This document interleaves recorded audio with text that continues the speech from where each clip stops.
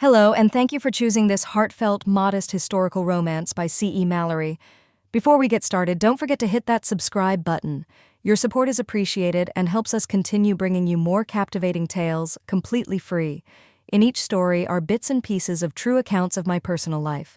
So grab a pillow and make yourself at home and let your imagination transport you to a world of love, courage, and adventure in a time long past. Enjoy the story. Chapter 1. The stranger rides in. The sun hung low and molten in the vast, cloudless sky, painting the horizon in streaks of gold and copper. Heat shimmered above the hard-packed earth, and the wind carried the scent of sagebrush and distant rain, though the land itself was parched and thirsty. Blue Rock, a town carved from dust and stubbornness, sprawled in the shadow of the mesa, its wooden buildings weathered to a silvery gray, their edges softened by time and sand. Cassidy Lane rode in slow, her silhouette sharp against the dying light. She sat tall in the saddle, her back straight, her gloved hands steady on the reins of her chestnut mare. Her hat, wide-brimmed and battered, cast a shadow over her eyes the color of storm clouds, restless and searching. Her coat, once a deep navy, was faded and dust-streaked, the hem brushing against her worn leather boots. She looked like she belonged to the road, and the road belonged to her. As she passed the livery, the stable boy paused, pitchfork in hand, and stared.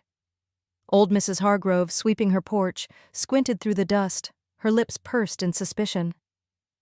The town's heartbeat slowed, every eye drawn to the stranger, every whisper curling through the air like smoke. Cassidy dismounted with practiced grace, boots landing in the dirt with a soft thud. She patted her mare's neck, murmuring a wordless comfort, and tied the reins to the hitching post outside the saloon.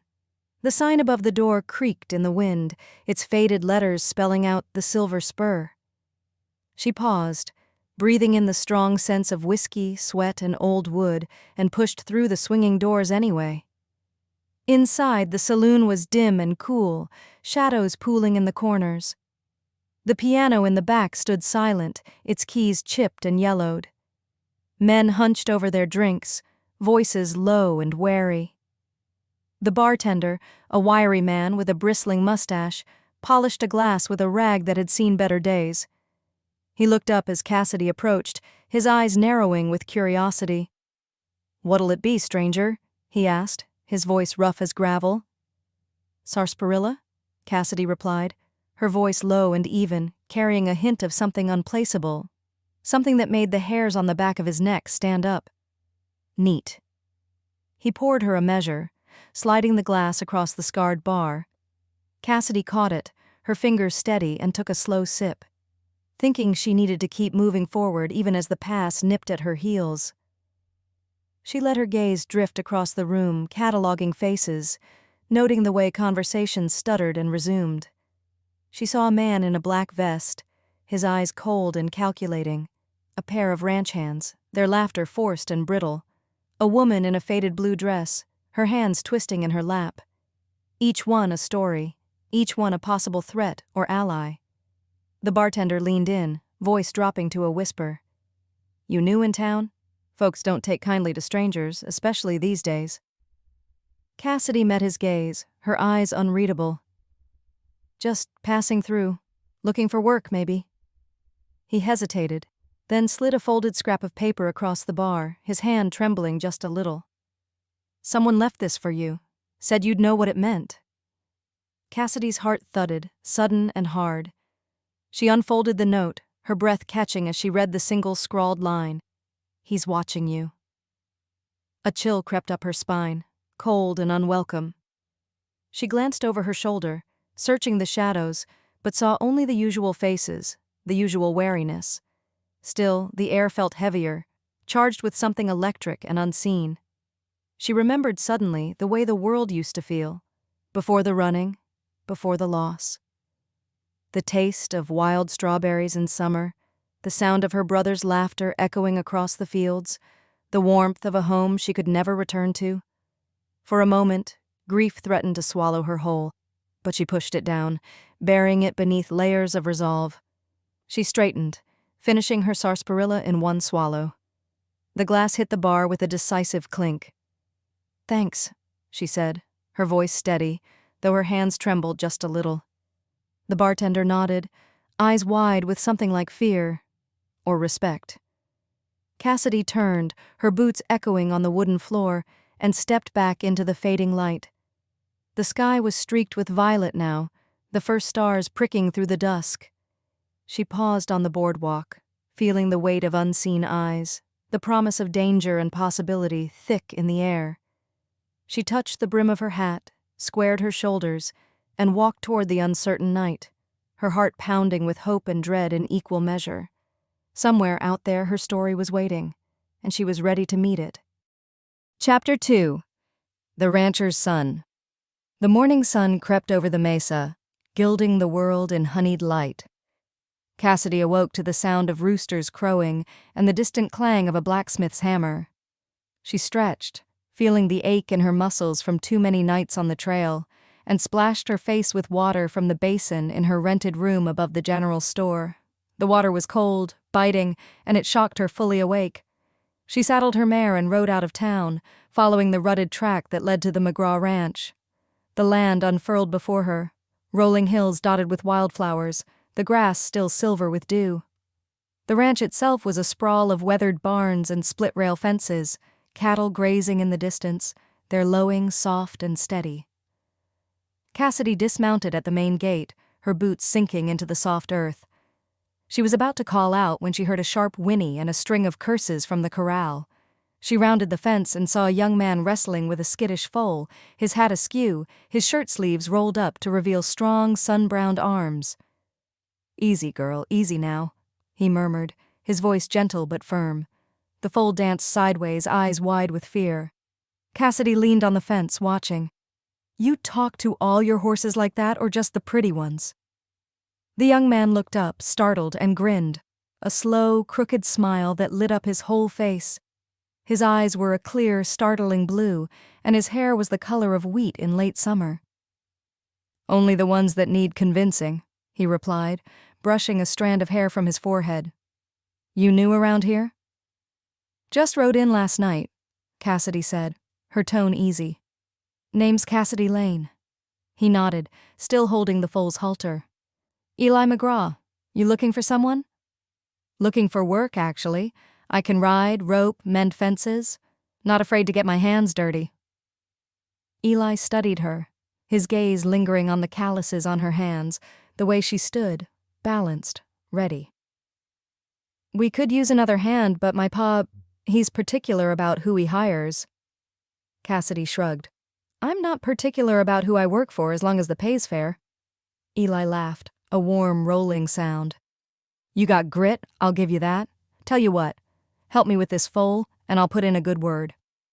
She vaulted the fence in one smooth motion, landing beside him.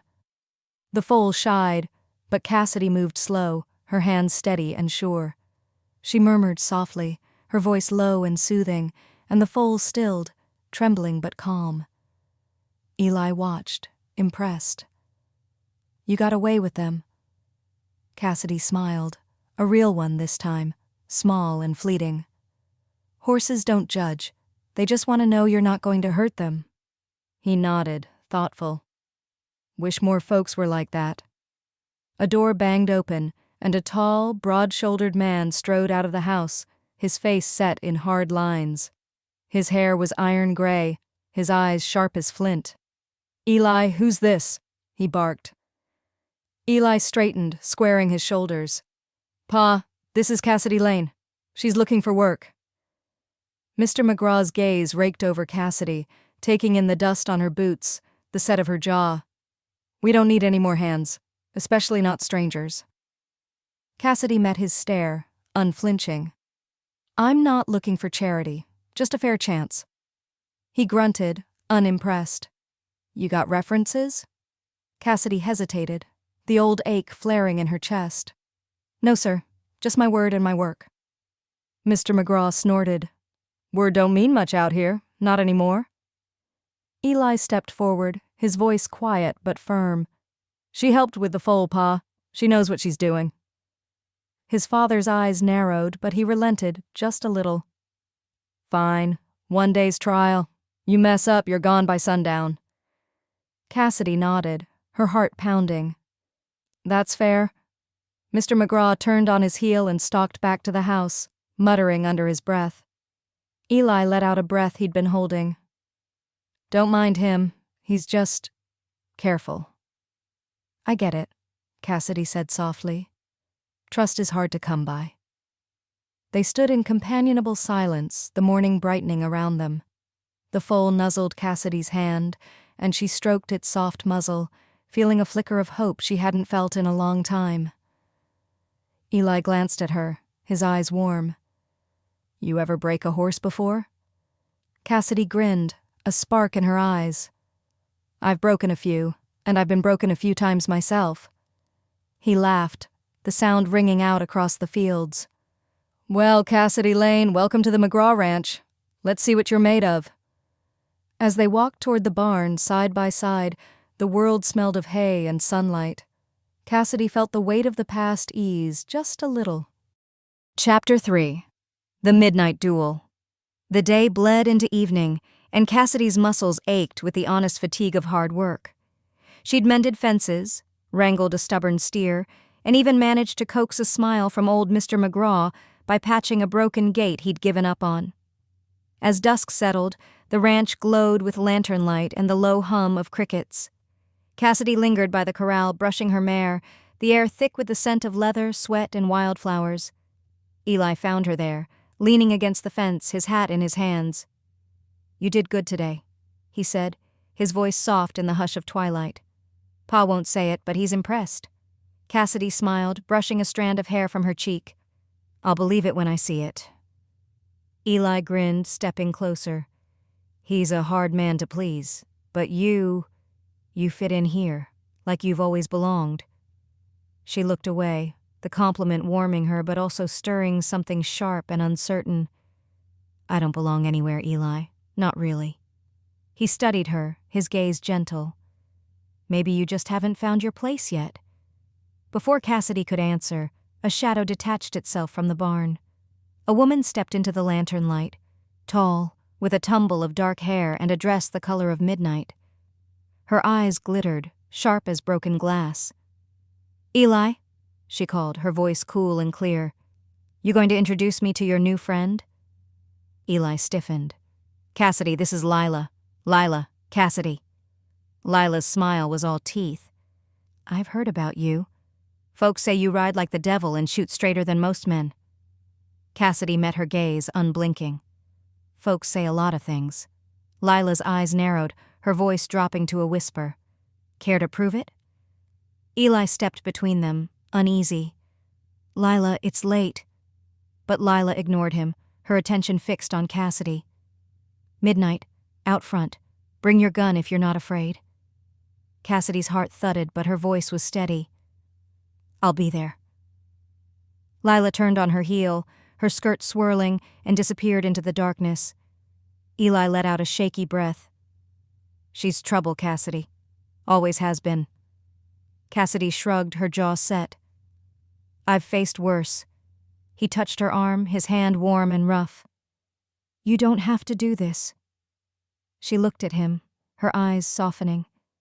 I know, but I will. The hours crawled by, the ranch falling silent as midnight approached. Cassidy waited outside the main gate, the moon high and cold above her. The world was silver and shadow, every sound magnified, the distant howl of a coyote, the creak of a weather vane, her own heartbeat. Lila appeared, her pistol gleaming in the moonlight. She stood 10 paces away, her face unreadable. You ready? Lila called, her voice trembling just a little. Cassidy nodded, her hand hovering over her holster. Ready as I'll ever be. They faced each other, the night holding its breath. Eli watched from the porch, fists clenched, fear etched on his face. Lila's hand twitched. Cassidy moved faster, her gun flashing in the moonlight. The shot rang out, echoing across the fields. Lila's pistol flew from her hand, landing in the dust. She staggered, clutching her arm, but Cassidy's bullet had only grazed her. Cassidy strode forward, her boots crunching on gravel. She knelt beside Lila, her voice low. "You all right?" Lila's eyes filled with tears. Anger, shame, something else. She leaned in, her voice a harsh whisper. "They're coming for you at dawn. You don't know what you've walked into." Cassidy's blood ran cold. "Who?" But Lila shook her head, pushing Cassidy away. "Just go, before it's too late." Eli rushed to Cassidy's side, worry etched deep in his features. "What did she say?" Cassidy stared into the darkness, her heart pounding. "Nothing good." The night pressed in, heavy with secrets and the promise of danger. Cassidy holstered her gun, her mind racing. She'd come to Blue Rock looking for work, maybe a place to rest. Instead, she'd found a warning, a challenge, and, against all odds, a reason to stay. As she walked back toward the ranch house, Eli at her side, Cassidy felt the world shift beneath her feet. The past was catching up, and dawn would bring more than just sunlight. It would bring answers and maybe, just maybe, a reckoning. Chapter 4. Secrets in the Stable. The first light of dawn crept over the horizon, painting the world in pale gold and lavender. Cassidy barely slept, her mind tangled with Lila's warning and the memory of the duel. She rose before the rooster crowed, boots silent on the creaking floorboards, and slipped out to the barn. The air was cool and sweet, thick with the scent of hay and horses, and the world felt hushed as if holding its breath. Inside, the stable was dim, shafts of sunlight slanting through the gaps in the wood. Cassidy moved quietly, her fingers trailing along the rough boards. Her mare nickered softly, and she pressed her forehead to the horse's warm neck, drawing comfort from the steady heartbeat. A soft footstep behind her made her turn. Eli stood in the doorway, his hair tousled, eyes shadowed with worry. He carried 2 mugs of coffee, steam curling into the morning air. "Couldn't sleep either?" he asked, offering her a mug. Cassidy took it, the warmth seeping into her cold hands. "Not with what Lila said last night." Eli leaned against a stall, his gaze troubled. "She's always been dramatic, but she's not a liar. If she says someone's coming, I believe her." Cassidy sipped the coffee, the bitter taste grounding her. "You know who she meant?" He shook his head. "No, but there's been talk. Strangers passing through asking questions. Pa's been on edge for weeks." Cassidy studied him, searching his face for any sign of deception. "You trust me, Eli." He met her gaze, earnest and open. "I do. I don't know why, but I do." She smiled, a small, grateful thing. "Thank you." They stood in silence, the only sound the soft rustle of hay and the horse's quiet breathing. Cassidy's thoughts drifted to her brother, his laugh, the way he'd always protected her, the ache of his absence. She reached into her coat pocket, fingers brushing the worn photograph she kept hidden there. Eli noticed the movement. "You got family somewhere?" Cassidy hesitated, then nodded. "A brother. Haven't seen him in years. He got mixed up with the wrong people. I've been looking for him ever since." Eli's voice was gentle. "You think he might be one of the folks coming for you?" She shook her head, her voice barely above a whisper. "I don't know. I hope not." A sudden noise, a sharp clatter, echoed from the far end of the stable. Cassidy tensed, hand dropping to her sidearm. Eli moved with her, silent and alert. They found the source, a blood-stained handkerchief, half hidden beneath a pile of straw. Cassidy knelt, picking it up with trembling fingers. Her breath caught as she saw the initials embroidered in the corner. J.L. Eli crouched beside her, his brow furrowed. "You know whose that is?" Cassidy's voice was raw. "It's my brother's, Jeb Lane." Eli's eyes widened. "He's here?"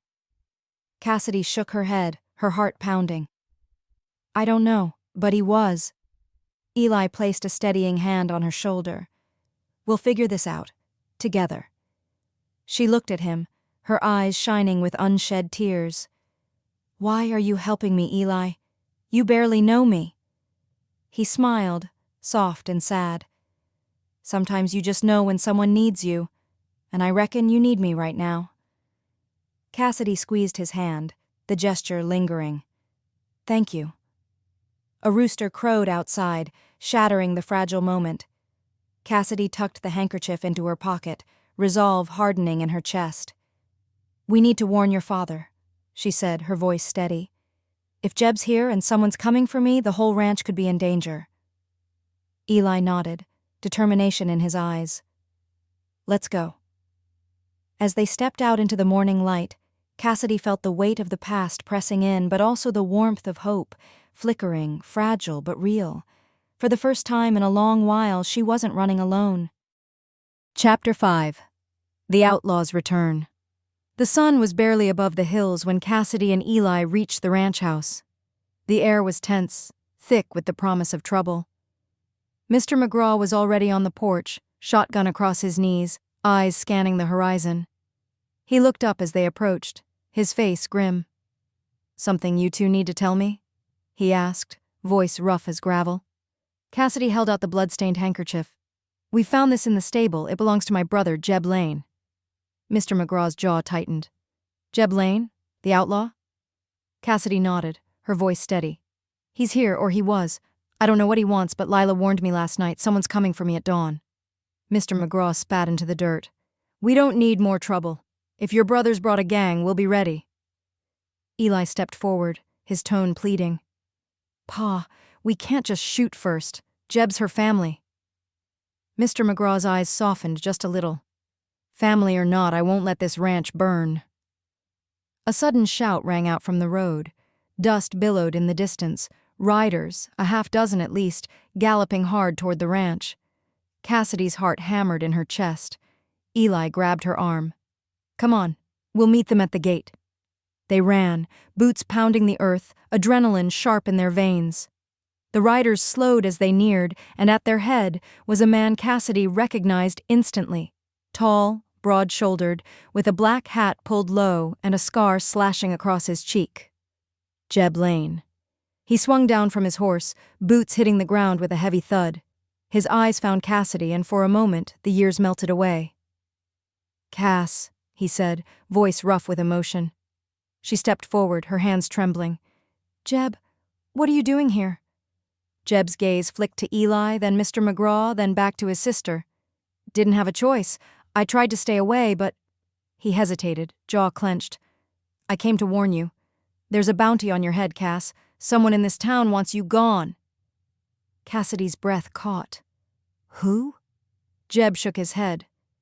"Don't know, but they hired me and my boys to run you out. I couldn't do it. Not to you." Mr. McGrath stepped forward, shotgun still in hand. "You expect us to believe you're here to help?" Jeb's eyes flashed.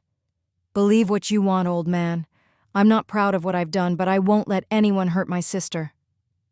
Eli looked between them, his voice urgent. "If there's a bounty, we need to know who put it out. Jeb, do you have any idea?" Jeb hesitated, then nodded. "I heard a name. McGrath? Someone said the old man wanted her gone." Mr. McGraw's face went white. "That's a lie. I never—" Jeb cut him off. "Maybe you didn't, but someone's using your name, someone with money and a grudge." Cassidy's mind raced. "Lila. She's the only one who knew I was here. She's got connections in town." Eli's jaw tightened. "She wouldn't—" Cassidy met his eyes, her voice gentle. "You know she would, Eli. She's been jealous since the day I arrived." Jeb stepped closer, lowering his voice. "Cass, you need to leave. Tonight. My boys won't wait forever."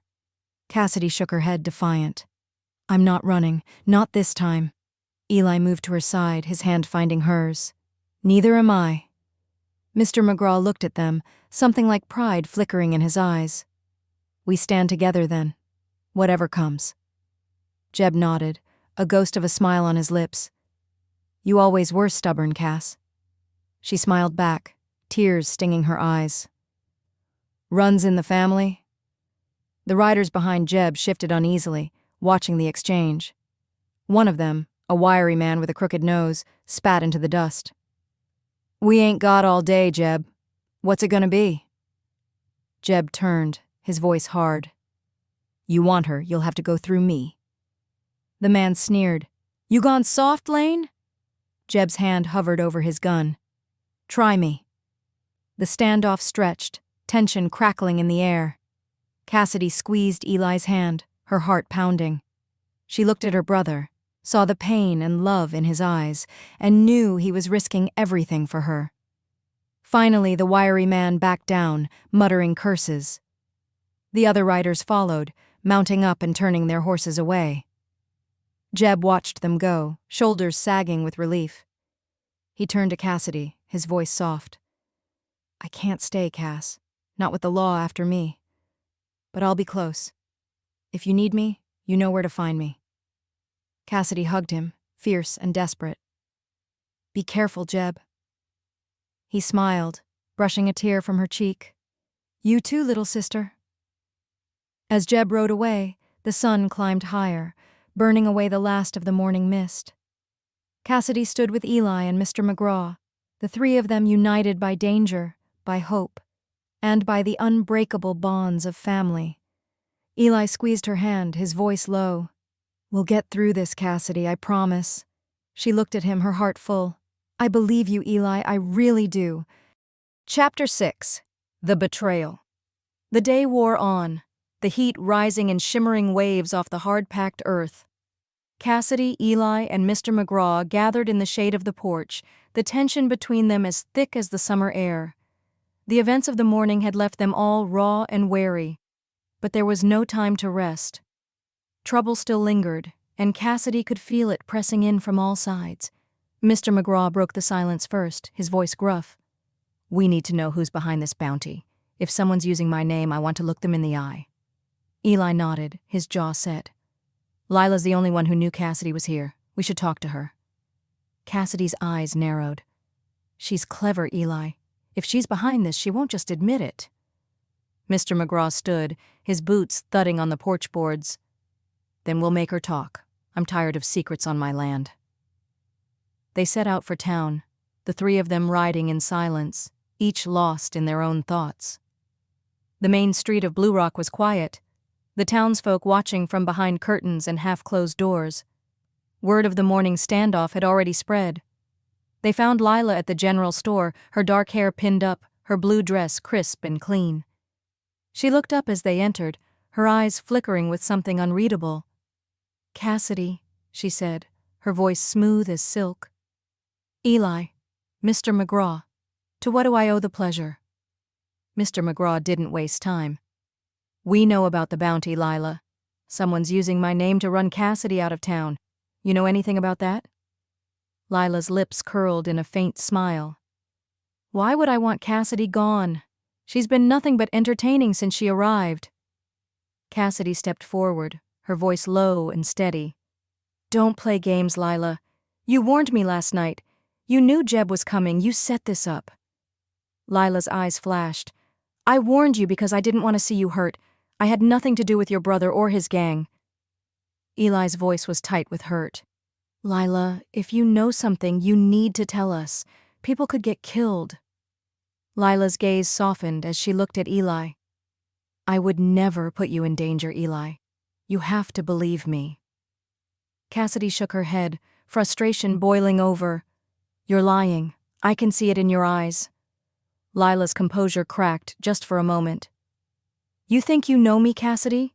You don't know anything. You come here, take over the ranch, take Eli's attention." Eli cut her off, his voice sharp.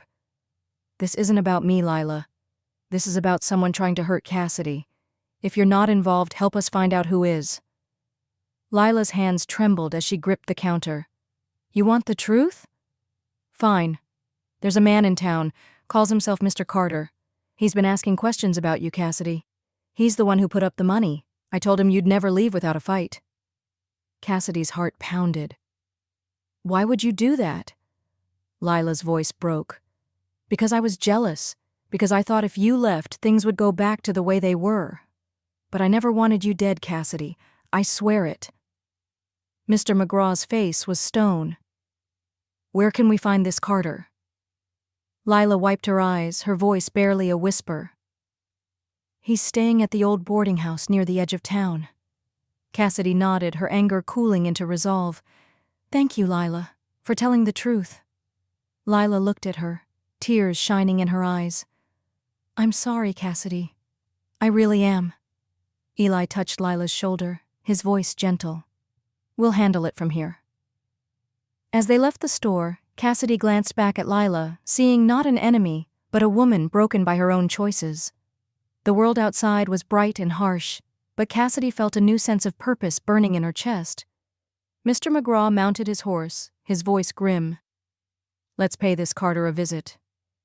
Eli rode beside Cassidy, his hand brushing hers. You all right? She nodded, her voice steady. I will be, as long as we're together. He smiled, hope flickering in his eyes. We'll get through this, Cassidy. I promise. As they rode toward the boarding house, Cassidy felt the weight of betrayal and forgiveness settle over her. The road ahead was dangerous, but she was no longer alone, and that made all the difference. Chapter 7. The Gold Beneath Blue Rock. The sun was dipping low, casting long shadows across the dusty road as Cassidy, Eli, and Mr. McGrath approached the old boarding house. The place looked abandoned, its paint peeling and windows clouded with grime. A single lamp flickered in the front room, casting a sickly yellow glow. Cassidy dismounted first, her boots crunching on the gravel. She glanced at Eli, who nodded, his jaw set with determination. Mr. McGrath checked his revolver, then motioned for them to follow. Inside, the air was thick with the smell of stale tobacco and spilled whiskey. At a battered table sat a man in a black coat, his hat pulled low over his eyes. He looked up as they entered, a slow, mocking smile spreading across his face. Well, well, the famous Cassidy Lane, and the McGraths. To what do I owe the honor? His voice was smooth, oily, and dangerous. Cassidy stepped forward, her voice cold. You're Carter. You put a price on my head. Why? Carter leaned back, lacing his fingers behind his head. Business, sweetheart. Someone wants you gone, and I never say no to easy money. Mr. McGrath's eyes narrowed. You used my name, that's a mistake. Carter shrugged, unconcerned. Your name carries weight, old man. Folks listen when they think you're behind something. Eli's fists clenched at his sides. Who hired you, Carter? Was it Lila? Carter laughed, a harsh, grating sound. Lila? She's just a lovesick girl. No, I work for someone with deeper pockets, someone who knows about the gold. Cassidy's brow furrowed. What gold? Carter's eyes glittered. Don't play dumb. There's a fortune buried beneath this land. Your brother Jeb found the map. He was supposed to lead me to it, but he got soft. Family ties, I suppose. Mr. McGrath's face darkened. There's no gold on my land. That's just an old legend. Carter grinned. Maybe. Maybe not. But people have killed for less. Cassidy's mind raced. You threatened my brother.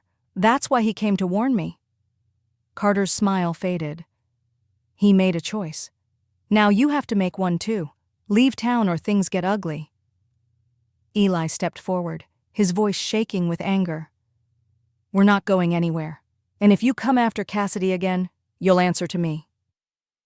Carter stood, his hand hovering near his gun. Careful, boy. I've killed men for less. Cassidy's voice was steady, but her heart pounded. You want the map, Carter? I don't have it. And even if I did, I'd burn it before I let you get your hands on it.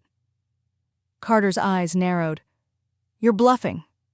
Cassidy met his gaze, unflinching. Try me. A tense silence filled the room. Mr. McGrath broke it, his voice like steel. You've got until sundown to get out of Blue Rock, Carter. After that, you're fair game. Carter sneered, but he didn't argue. You're making a mistake, all of you. He swept past them, his boots echoing on the warped floorboards. The door slammed behind him, rattling the windows. Eli let out a shaky breath.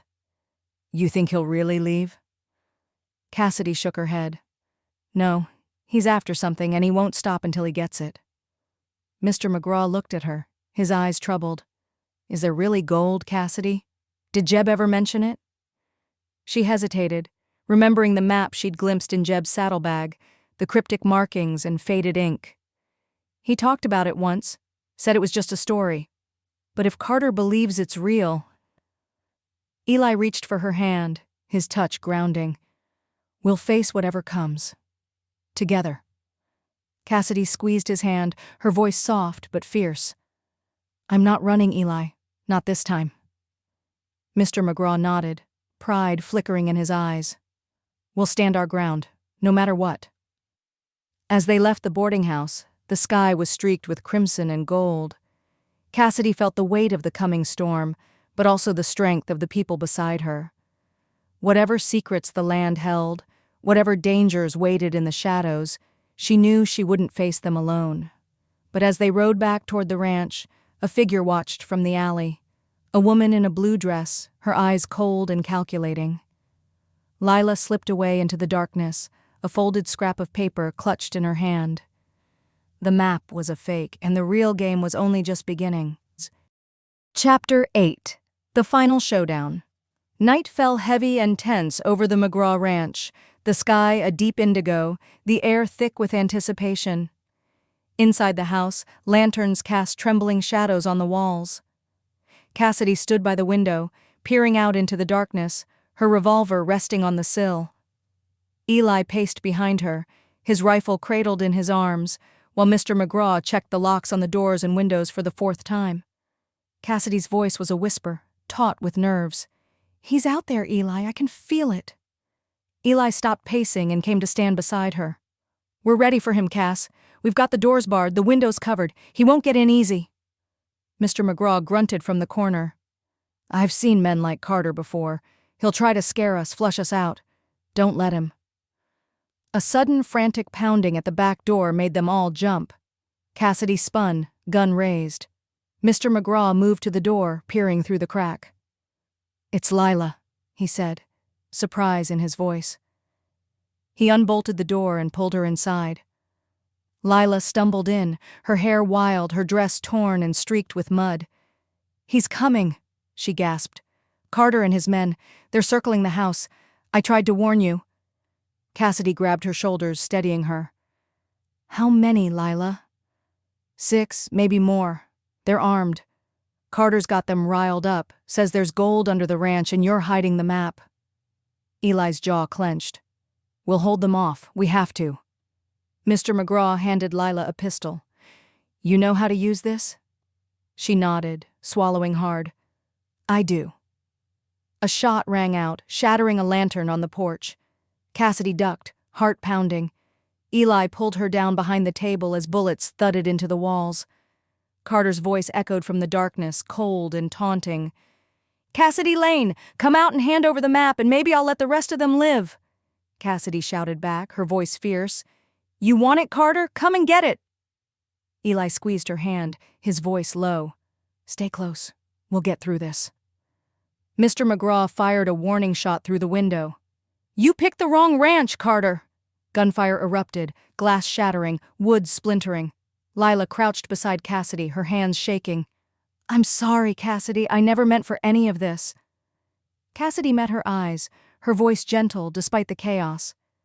We all make mistakes, Lila. Just help us end this. Suddenly, the back door burst open.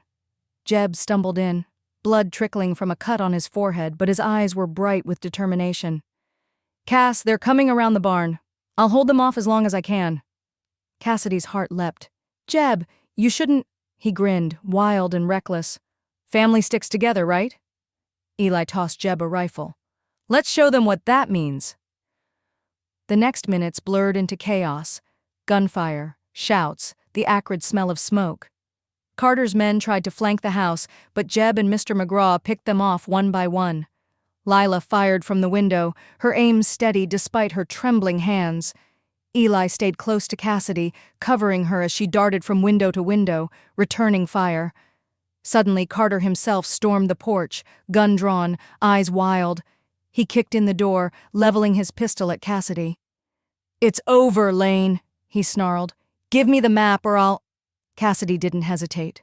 She fired, her shot true. Carter staggered, dropping his gun, and fell to his knees, clutching his side. Eli rushed to her, breathless. "You all right?" She nodded, her hands shaking as the adrenaline faded. "It's done." Jeb limped inside, grinning through the pain.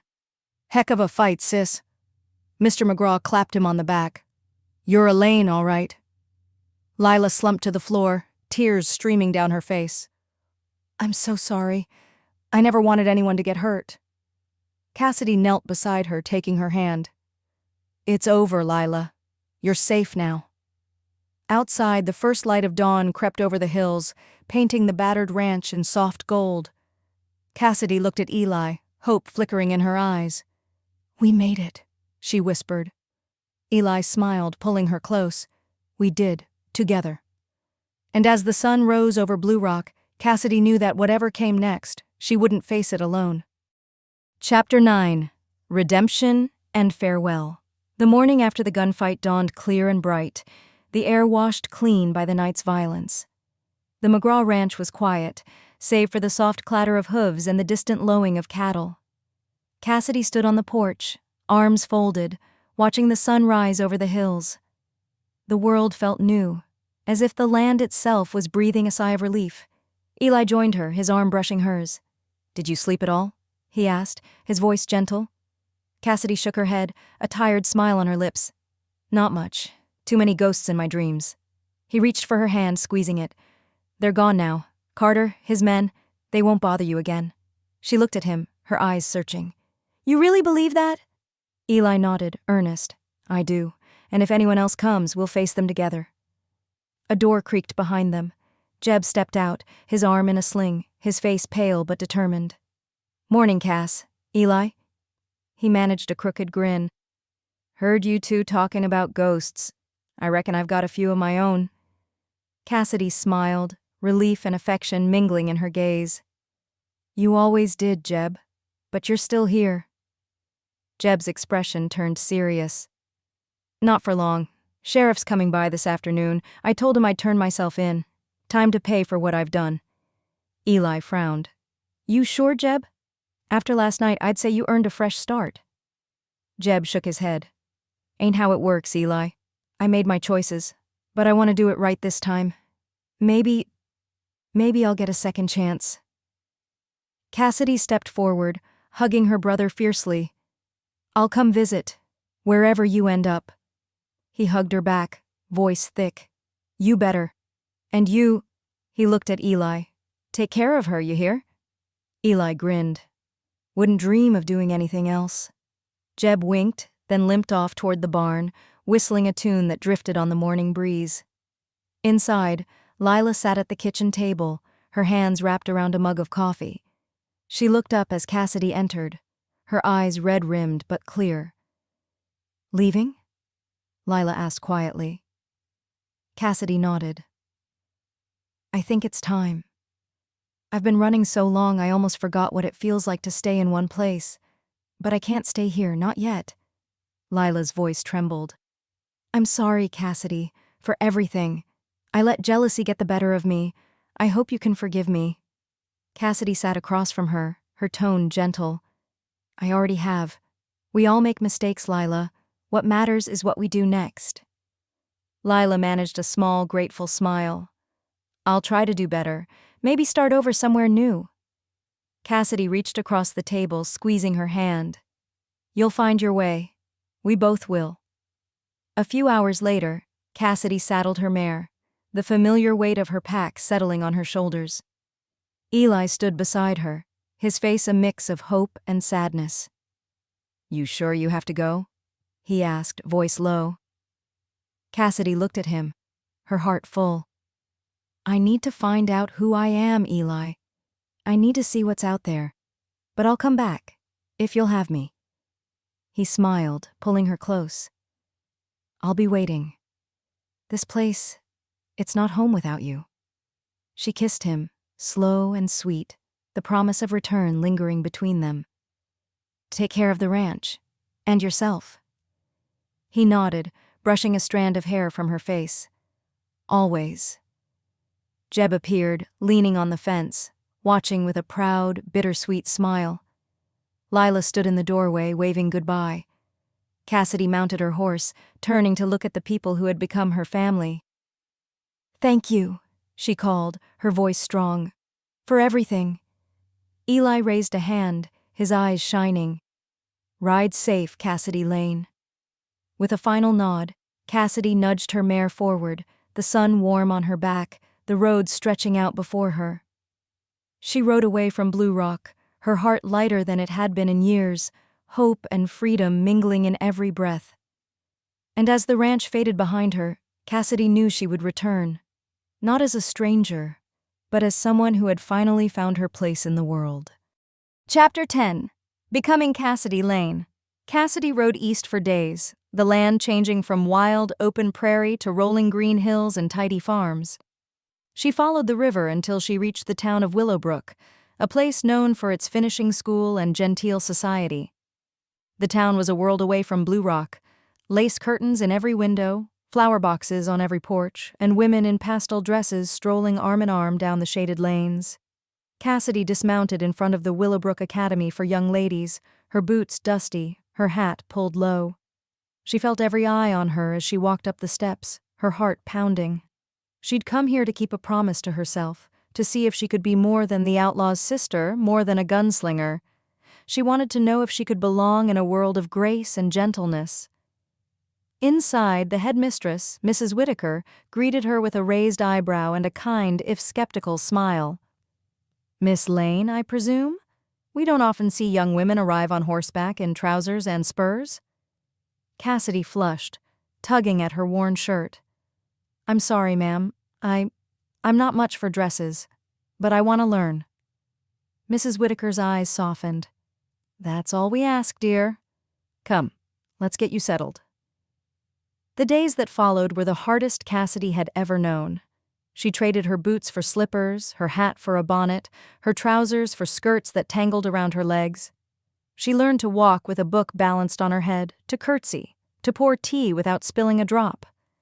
She fumbled with embroidery needles and blushed at her first dance lesson, her hands awkward in white gloves. Her roommate, a bright-eyed girl named Clara, watched her struggle with a mixture of amusement and admiration. One evening, as Cassidy wrestled with a corset, Clara grinned and said, "You look like you'd rather face a stampede than another etiquette lesson." Cassidy laughed, breathless. "I would. I never thought being a lady would be harder than breaking a wild horse." Clara helped her with the laces, her voice gentle. "You're braver than you think, Cassidy. Most girls here have never had to fight for anything. You know who you are. That's real strength."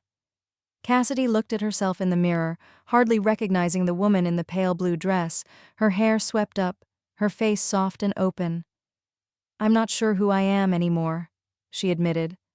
"I feel like I'm pretending." Clara squeezed her hand. "You're not pretending. You're growing. You can be strong and gentle, fierce and kind. You don't have to choose. You can be both." The weeks passed, and Cassidy found herself changing. She learned to dance, to laugh with the other girls, to speak softly and listen closely. She wrote letters home, telling Eli and Jeb about her new life, about the garden she tended and the books she read. She missed the open sky, the smell of horses, but she found a new kind of freedom in the quiet beauty of Willowbrook. One afternoon, Mrs. Whitaker called her into the parlor. "Cassidy, you've come a long way. I hope you're proud of yourself." Cassidy smiled, her eyes shining. "I am, ma'am. I never thought I could be like this." Mrs. Whitaker nodded. "You're a remarkable young woman. Remember, being a lady isn't just about what you wear or how you speak. It's about kindness, courage, and knowing your own worth." Cassidy left the academy that spring, her head held high, her heart full. She wore a dress of soft rose, her hair shining in the sun, but she walked with the same steady confidence she'd always had. As she mounted her horse to ride home, Clara hugged her tight. "Don't forget us, Cassidy Lane," Clara whispered. Cassidy grinned. "Never. And if you ever want to see the Wild West, you know where to find me." She rode away from Willowbrook, not as the girl who had arrived, but as a woman who had learned to be both strong and lovely, fierce and gentle, a lady in every way that mattered. And as the wind tugged at her skirts and the world opened up before her, Cassidy Lane knew she could be anything she chose. Chapter 11. Homecoming and a New Beginning. The road back to Blue Rock was lined with wildflowers and the promise of spring. Cassidy rode with her head high, her dress fluttering in the breeze, her hair shining in the afternoon sun. She felt different, stronger, softer, and more herself than she'd ever been. The lessons of Willowbrook lingered in her every step, but so did the grit and courage of her old life. As she crested the last hill, the McGrath ranch came into view, golden in the late light. Eli was waiting at the gate, leaning against the fence, his hat in his hands. He straightened as she approached, his eyes wide with wonder and something deeper. Cassidy dismounted, smoothing her skirt, her heart pounding. "You look like you've seen a ghost," she teased, her voice warm. Eli grinned, his gaze never leaving her. "I've just never seen you look so beautiful." She blushed, laughing softly. "I'm still me, Eli, just a little more polished." He stepped closer, his hands trembling as he reached for hers. "I missed you, Cassidy. Every day. The ranch wasn't the same without you." She squeezed his hands, her eyes shining. "I missed you too. I thought about you every night, about this place, about coming home." Eli took a deep breath, his voice unsteady. "Cassidy, I've been waiting for you. Not just to come back, but to start something new. With you." She looked up at him, her heart fluttering. "Eli." He dropped to one knee, pulling a small velvet box from his pocket. The world seemed to hold its breath as he opened it, revealing a simple gold ring. "Cassidy Lane, will you marry me?" His voice was thick with hope and love. "Will you stay here, with me, and build a life together?" Tears welled in Cassidy's eyes, joy and surprise mingling in her chest. She knelt beside him, taking his face in her hands. "Yes, Eli. Yes, I will." He slipped the ring onto her finger, his hands shaking with happiness. She laughed through her tears, and he pulled her into his arms, holding her close as the sun dipped behind the hills. The wedding was small, but full of love. Jeb stood at Eli's side, proud and grinning, while Lila and Clara, who had come all the way from Willowbrook, helped Cassidy with her veil. The townsfolk gathered under the wide blue sky, the air sweet with wild roses and hope. As Cassidy walked down the aisle, her dress trailing in the grass, Eli's eyes never left her. When they spoke their vows, their voices were steady and sure, echoing across the land that had shaped them both. Afterward, as the stars blinked to life and the music drifted over the fields, Eli pulled Cassidy close, his voice soft in her ear. "You're my home, Cassidy Lane. You always have been." She smiled, her heart full. "And you're mine, Eli McGrath. Forever." And so, under the endless western sky, Cassidy and Eli began their new life. Together, strong, and unafraid of whatever the future might bring. Chapter 12. The Gift of Gold. The days after the wedding were filled with laughter, music, and the gentle bustle of friends and family coming and going. The ranch felt alive in a new way, as if the land itself was celebrating Cassidy and Eli's union. The air was sweet with the scent of wildflowers, and the evenings glowed with lantern light and the sound of stories shared around the table. One evening, as the sun dipped low and painted the sky in shades of rose and amber, Mr. McGrath called Cassidy and Eli out to the porch. He sat in his old rocking chair, a blanket draped over his knees, his eyes bright but tired. "Come here, you two," he said, his voice gruff but warm. "Sit with me a spell." Cassidy and Eli settled on the steps at his feet, hands entwined. Mr. McGrath rocked for a moment in silence, watching the last light fade over the hills. "I've been thinking," he began, his voice softer than usual. "I'm not the man I used to be.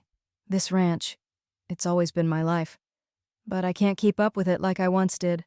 My bones ache and my eyes aren't as sharp. I reckon it's time I let go and let you two take the reins." Eli reached for his father's hand, squeezing it gently. "You'll always have a place here, Pa. This is your home." Mr. McGrath smiled, a little wistful. "I know, son. And I'm proud of you. Both of you. You've made this place better than I ever could."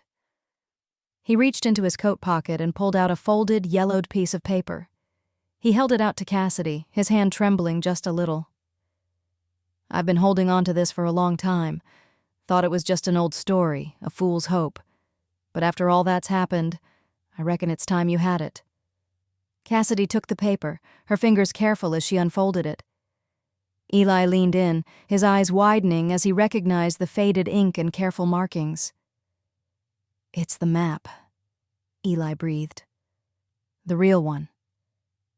Mr. McGrath nodded. "That's right, the one that shows where the gold is buried on this land. My father drew it, and his father before him. I never had the heart to go looking for it. The ranch was enough for me, but I want you two to have it. Maybe it'll help you build something even greater." Cassidy looked up, her eyes shining. "Why now, Mr. McGrath?" He smiled, his gaze gentle. "Because I trust you, Cassidy. You've got grit and heart. And you, Eli, you've always been steady. I want you to have every chance. When I'm gone, I hope you'll remember me kindly and use what you find to make this place thrive." Eli's voice was thick with emotion. "We will, Pa. We promise." Cassidy reached for Mr. McGraw's hand, squeezing it tight. "Thank you for trusting me, for welcoming me into your family." He patted her hand, his eyes misty. "You're my daughter now, Cassidy, and I couldn't be prouder." The three of them sat together as the stars came out, the map spread across their knees, the future bright and full of promise. And as the night deepened, Cassidy knew that whatever they found, gold or not, the true treasure was the family they had built, and the love that would carry them forward, long after the old man's rocking chair was empty. Chapter 13. The Heart of Gold. The seasons turned, and the story of Cassidy Lane and Eli McGrath became legend in Blue Rock and beyond. The gold, when they finally unearthed it, was real, enough to secure the ranch for generations, enough to help neighbors in need, enough to build a school and a future for the children of the valley. But as the years passed, it became clear to all who knew them that the true riches of their lives were not measured in coins or nuggets. Cassidy, once a restless wanderer, found her place not in the wild freedom of the trail, but in the steady rhythm of home, love, and honest work. She wore her dresses with pride, but never lost the strength and courage that had carried her through so many storms. Eli, steadfast and kind, built a life with her that was rooted in trust, laughter, and hope. Mr. McGraw's gift, the map, became a symbol, not just of fortune, but of faith. Faith in the next generation, in the power of forgiveness, and in the promise that love can heal even the deepest wounds. Lila, too, found her way, learning that envy and regret could be transformed into friendship and new beginnings. As the years rolled on, Cassidy would sometimes sit on the porch in the evening, watching the sunset over the hills, her children playing in the yard. She would remember the long road that brought her here, the dangers, the heartbreak, the moments of doubt, and she would smile, knowing she had found something more precious than gold. The moral of their story was simple, but true. The greatest treasures in life are not buried in the earth, but found in the hearts of those we love, in the courage to forgive, and in the strength to build a future together. Gold may glitter, but it is love, trust, and family that shine the brightest and endure the longest. And so, the legend of Cassidy Lane lived on, not just as a tale of adventure and fortune, but as a reminder that the richest lives are those filled with kindness, courage, and the unbreakable bonds of the heart. Thank you so much for joining us today. If you enjoyed this story, don't forget to like the video and subscribe to the channel so you never miss out on more captivating tales. Until next time, take care, stay safe, and God bless. See you in the next video.